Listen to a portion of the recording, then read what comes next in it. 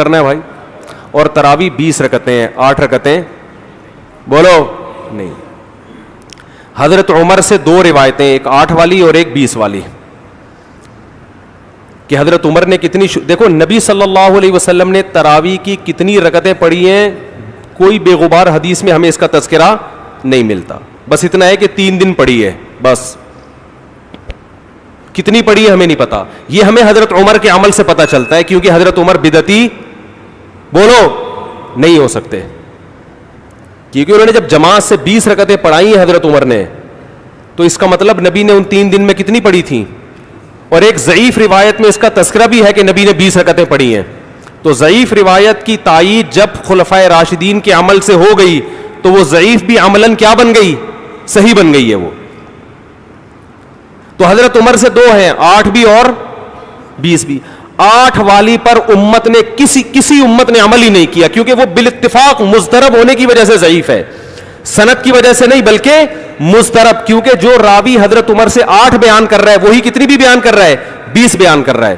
اور جب ہم صحابہ کے دور میں دیکھتے ہیں تو ہمیں سب جگہ 20 نظر آ رہی ہیں, 8 کہیں بھی نظر نہیں آ رہی. تو یہ کیسے ممکن ہے کہ حضرت عمر نے 8 شروع کی ہوں اور کوفہ, بصرہ, دمشق, شام, مصر سب جگہ 20 ہو رہی ہوں؟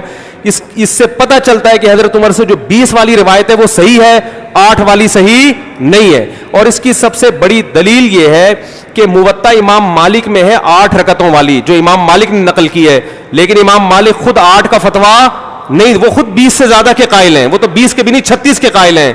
تو یہ کیسے ممکن ہے کہ کتاب کا مؤلف 8 والی ذکر کر رہا ہو مگر خود اس روایت کو وہ اس پر عمل نہ کر رہا ہو؟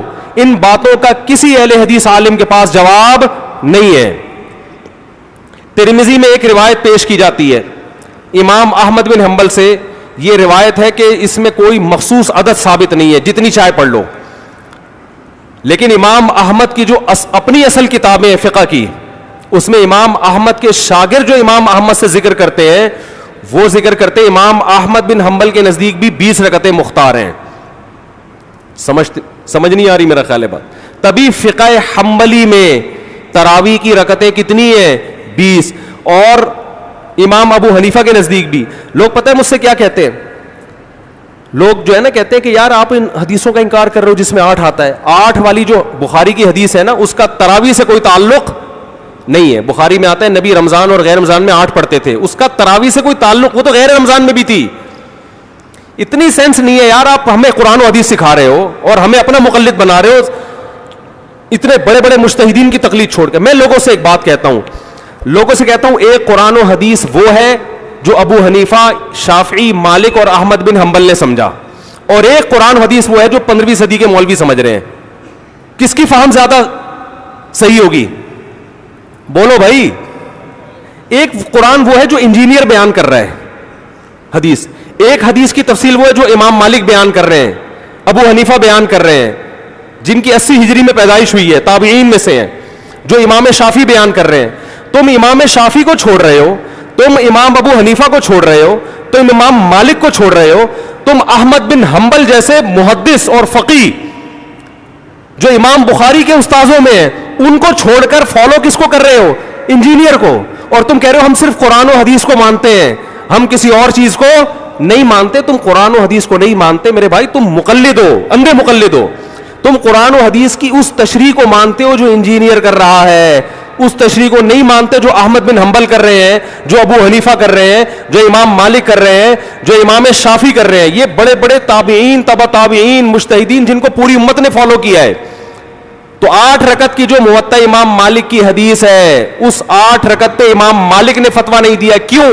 اس لیے کہ وہ حدیث مضطرب ہے, اس میں راوی ایک بیان پہ ٹکتا نہیں ہے, کہیں 20 بیان کرتا ہے, کہیں 8. جب راوی کے بیان میں تضاد ہو تو حدیث مضطرب ہونے کی وجہ سے رد ہو جاتی ہے. اور میں آخری بات کر کے بیان کو ختم کرتا ہوں, یہ جو تراویح کا لفظ ہے یہ 8 رکعتوں پہ فٹ ہی نہیں بیٹھتا ہے. اس کا بھی میں جواب سوال کر رہا ہوں لیکن کوئی جواب نہیں دے رہا. دیکھو اپنی مرضی کے سوال بنا کے جواب دے دیا کرو تو لوگ واہ واہ کریں گے. آپ میرے ساتھ یہ ہو رہا ہے, میں جو بیانات میں اعتراض کرتا ہوں نا اس کا جواب نہیں مجھے ملتا, خود سے اعتراض بنا کے کیا کر دیا جاتا ہے جواب. جیسے میں نے بتایا تھا کہ حرم میں 4 مصلے تھے, حنفی مالکی شافی حنبلی 4 مصلے تھے نا کئی سو سال تک, جو کہ نہیں ہونے چاہیے, ایک ہی ہونا چاہیے تھا مصلی. تو لوگوں نے اعتراض کیے 4 مصلے تھے حرم میں, یہ دیکھو کتنا غلط, یہ حنفی مالکی ایسے ہوتے ہیں. تو میرا سوال یہ تھا کہ 5واں کیوں نہیں تھا اس وقت؟ اس کا مطلب 5واں فرقہ وجود میں آیا ہی نہیں تھا, وہ اب پیدا ہوا ہے. وہ ٹھیک ہے 4 غلط تھے, لیکن اس غلط کو بھی صحیح ان 4 میں سے ایک نہیں کیا ہے. سمجھ رہے ہیں کہ نہیں بھئی ایک امام ہونا چاہیے, 4 الگ الگ جماعتیں نہیں ہونی چاہیے. لیکن اس کا مطلب 700 سال تک امت یہ سمجھتی رہی کہ اہل سنت والجماعت کے 4 نمائندے ہیں, 4 مکتب فکر, 5واں کوئی تھا ہی نہیں, لہذا اس کا کوئی مصلی تھا ہی نہیں. تو سوال یہ تھا, لیکن جب سوال یہ پوچھا جائے تو ایسے جواب ملتا ہے کہ وہ سوال ہی پی جاتے ہیں. سوال یہ جواب یہ دیا کہ غلط ہو رہا تھا, یہ بدعت ہے اور یہ بدعت ہے. میرے دوستوں, میں یہاں ایک جملہ کہتا ہوں, بعض لوگ اس غلطی میں مبتلا ہیں کہ اللہ کے رسول کے زمانے میں تراویح 8 رکعت تھی اور حضرت عمر نے اپنے زمانے میں اس کو 20 کر دیا. ایسی کوئی بات نہیں ہے.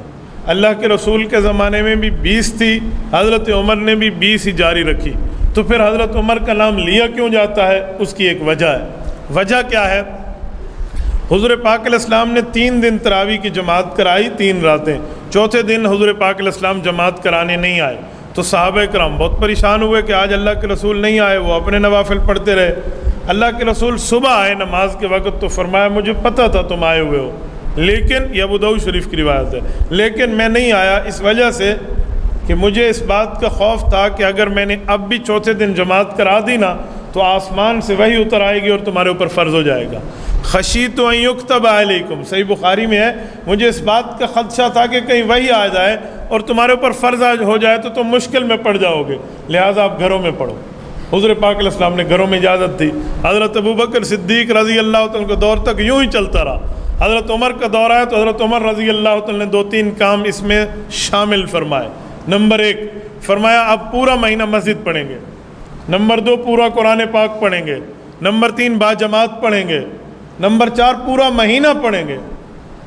صحابہ کرام نے کہا امیر المؤمنین یہ کیسی بات ہے؟ حضور علیہ السلام نے تو گھر میں پڑھنے کی اجازت دی اور آپ پورا مہینہ مسجد کی جماعت کے پابند بنا رہے ہیں. وجہ حضرت عمر نے فرمایا جب حضور پاک نے گھر میں پڑھنے کی اجازت دی تھی میں بھی تمہارے ساتھ شامل تھا یا نہیں تھا؟ کہ جی آپ بھی شامل تھے. تو کہا اللہ کے رسول نے کیا فرمایا تھا گھر جاتے وقت؟ کہ حضور پاک نے فرمایا تھا کہیں تمہارے اوپر فرض نہ ہو جائے, لہٰذا بہتر ہے کہ گھر میں جا کر پڑھو, وہی اترے گی تمہارے اوپر فرض ہو جائے گی.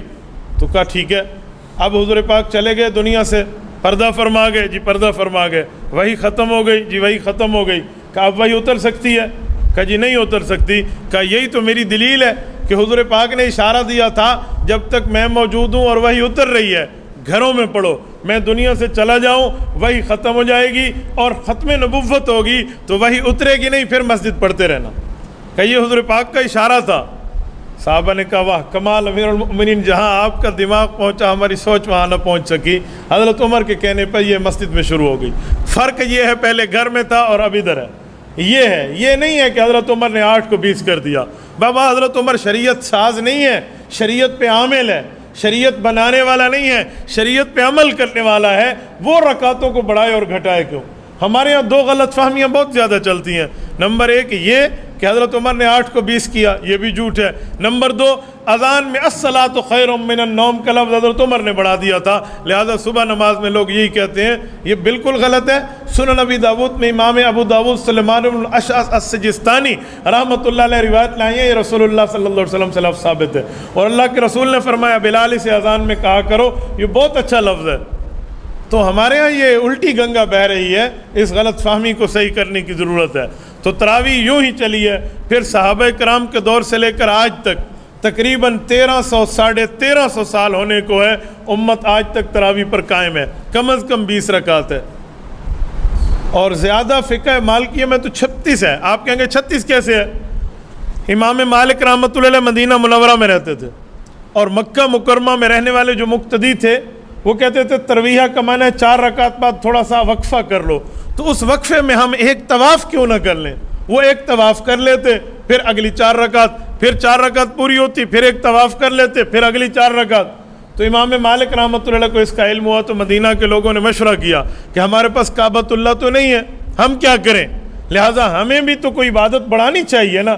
تو انہوں نے ہر 4 رکعت کے بعد 2 رکعت نماز نفل مزید ویسے اللہ سے مانگنے کے لیے پڑھ لی بطور ترویہ، راحت آرام کے لیے، تو یوں 36 بن گئی، یہ 16 رکعت اس کے نفل ہیں، ہے سنت 20 رکعت۔ تو یہ تو اس کا مطلب کہ ہمارے بزرگ اور ہمارے اکابر اور دین والے شریعت میں رمضان کے اندر عبادت کو زیادہ کرنا چاہتے ہیں اور ہم عبادت کو گھٹانا چاہتے ہیں۔ آپ مجھے ایک عبادت دکھائیں جو رمضان میں اللہ نے گھٹا دی ہو، عام دنوں سے گھٹا دی ہو، آپ دکھا دیں، بلکہ عام دنوں سے بڑی ہوئی تو آپ دکھائیں گے۔ ہاں کھانا پینا اللہ نے گھٹا دیا، ابھی آپ نے دن میں نہیں کھانا، کھانے پینے ہم نے بڑھا دیے ہیں اور عبادتیں ہم نے گھٹا دی ہیں، تو ہم اللہ رب العزت کی منشا پہ تو نہیں چل رہے۔ اچھا 20 رکعت تراویح جو ہے اس کا بہت بڑا اجر بھی ہے، اس میں 40 مرتبہ اللہ پاک کو بندے کا وہ قرب ملتا ہے جو عام دنوں میں نہیں ملتا۔ 40 مرتبہ سجدہ، قرآن کریم میں ہے نا سجدہ کرو اور میرے قریب ہو جاؤ، تو سجدے سے اللہ کا قرب ملتا ہے، اور 40 سجدے اس 20 رکعت میں ہمیں میسر آتے ہیں۔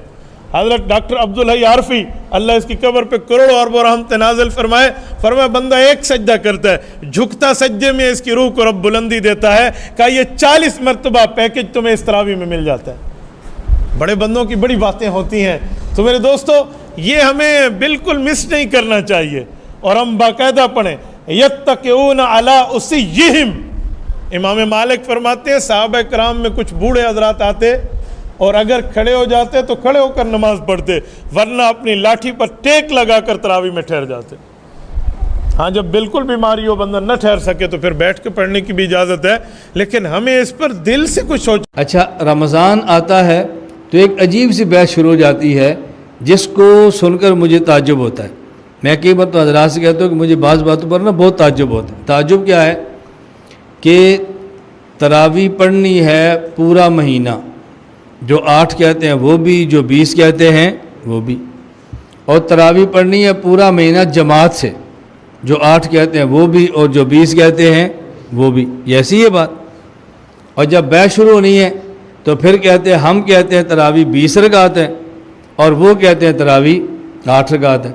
ان سے پوچھو جی 20 کیوں ہیں، وہ کہتے 8 کیوں ہیں، وہ کہتے ہیں اس لیے کہ اللہ کے نبی نے 8 پڑھی تھی۔ اور بھائی حضرت عمر تو 20 کی جماعت کا اہتمام کراتے تھے، تو ہم نے کلمہ عمر کا تھوڑا ہی پڑھا ہے، ہم نے تو اللہ کے نبی کا پڑھا ہے، لہٰذا ہم نبی والی تراویح پڑھیں گے۔ ہم ان سے پوچھتے ہیں کہ اللہ کے نبی صلی اللہ علیہ وسلم نے تراویح تو پورا مہینہ باجماعت نہیں پڑھی تھی، یہ پورا مہینہ جو باجماعت ہے یہ تو حضرت عمر کا طریقہ ہے۔ یہ کس کا طریقہ ہے؟ حضرت عمر کا ہے۔ تو اگر آپ نے نبی والی پڑھنی ہے اور آپ کے خیال میں نبی والی 8 رکعت ہے تو پھر آپ 3 رات جماعت کرا لیا کرو، پورا مہینہ جماعت کیوں کراتے ہو؟ اس پر میں آپ کو ایک لطیفہ سناتا ہوں، پھر بات آپ کو جلدی سمجھ آئے گی۔ آج سے تقریباً 12 سال پہلے یا 13-14 سال پہلے، مجھے اب یاد نہیں ہے، بہرحال کافی سال پہلے لاہور میں نے 20 رکعت تراویح پر بیان کیا۔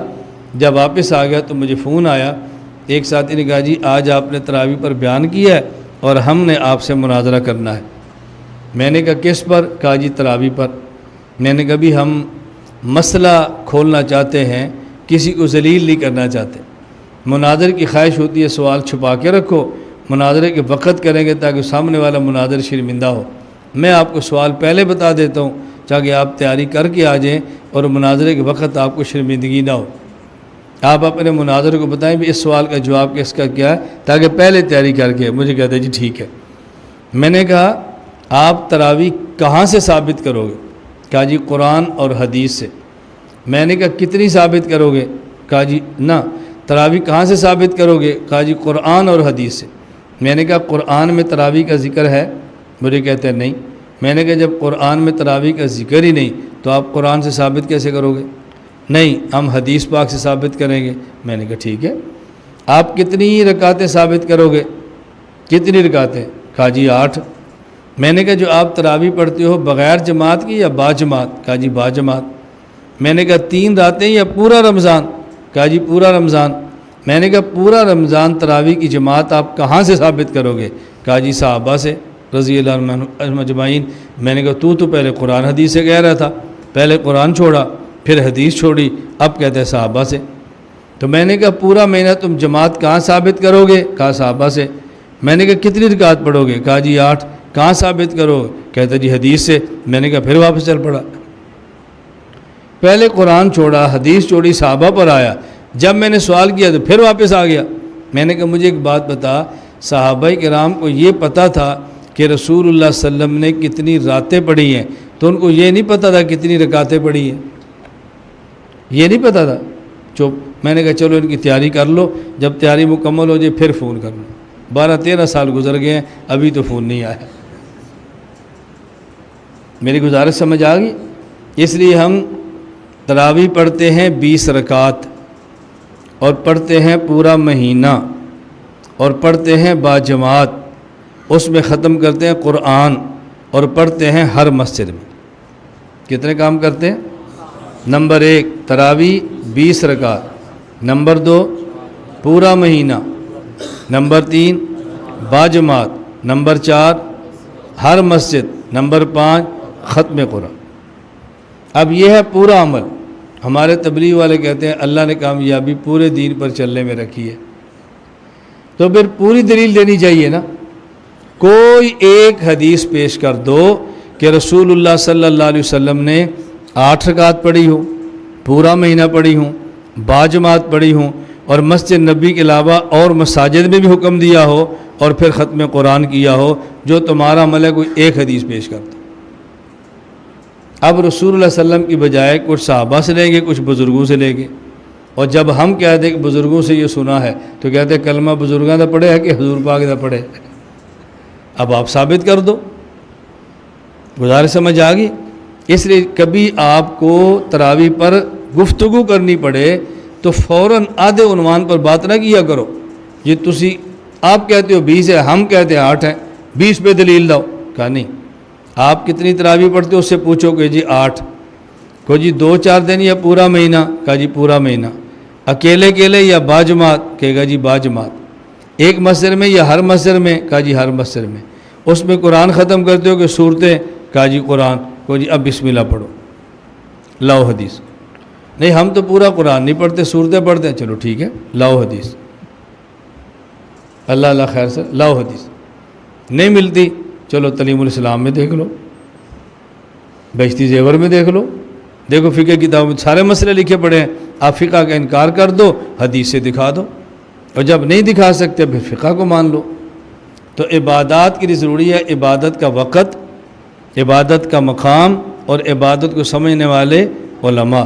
ان 3 چیزوں کا خیال کریں گے تو عبادات بہتر ہوگی، اور انشاءاللہ آخرت بہت عمدہ ہو جائے گی۔ اللہ ہمیں دنیا بھی اچھی عطا فرما دے، اللہ تعالی ہم سب کو آخرت بھی اچھی عطا فرما